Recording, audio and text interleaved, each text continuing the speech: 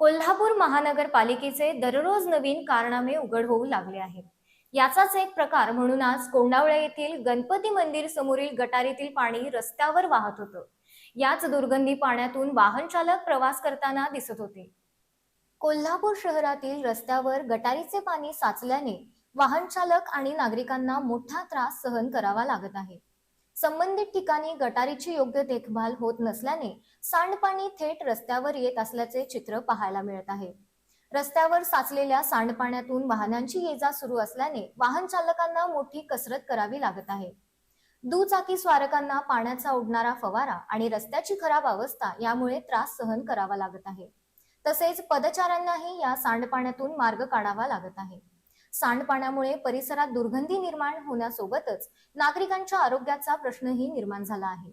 महापालिका प्रशासनाने याकडे तातडीने लक्ष देऊन गटारीची साफसफाई व दुरुस्ती करून रस्त्यावर येणारे सांडपाणी बंद करावे अशी मागणी नागरिकांकडून होत आहे. महापालिका प्रशासन या समस्येकडे कधी गांभीर्याने लक्ष देणार असा सवाल नागरिकांकडून उपस्थित केला जात आहे.